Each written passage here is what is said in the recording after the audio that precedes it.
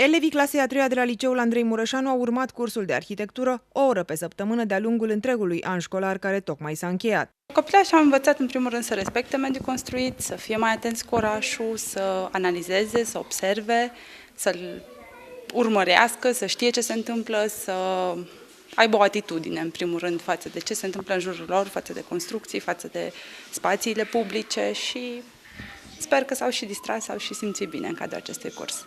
O oră pe săptămână, copiii, în ora de opțional de arhitectură, așa s-a numit, au desfășurat ora aceasta împreună cu mine ca profesor al clasei și cu domnișoara arhitect, care a fost alături de noi săptămânal. A fost foarte interesant pentru că ei au avut foarte multe de învățat lucruri noi și pentru ei și pentru noi, dar cred că foarte important a fost caracterul foarte practic, foarte aplicativ al cursului, cu expediții în oraș, fiecare grupă dintre copii având de realizat o anumită sarcină, de făcut interviuri, reportaje, poze, de observat arhitectura clădirilor din oraș.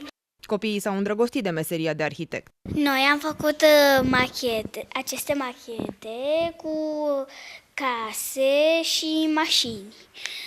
Mai mult aici au lucrat mai mulți copii și acest oraș nu poluează. Mi s-a părut un curs foarte interesant, chiar a fost o experiență foarte frumoasă. Am învățat multe despre orice, despre case, despre mediu construit, foarte multe chestii interesante.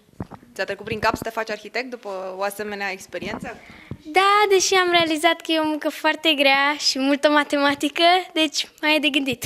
Vreau să mă fac arhitect, îmi place arhitectura mult, mai ales după cursul ăsta interesant.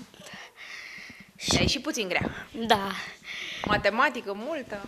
Da. Îți place matematica? Da, îmi place matematica, deci... Ce ți-ar plăcea să proiectezi când vei fi arhitect?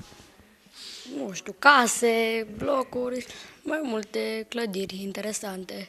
Proiectul a fost pornit la București în urmă cu 3 ani de către o echipă de 6 arhitecți voluntari. Până acum 100 de clase din România, însumând 2600 de copii, au urmat cursul de arhitectură. În această vară va avea loc la Brașov un curs de pregătire, unde vor fi pregătiți formatori care vor merge apoi în țară și vor pune în aplicare cele învățate. În acest fel, anul viitor, tot mai mulți copii din țară vor putea să urmeze orele opționale de arhitectură.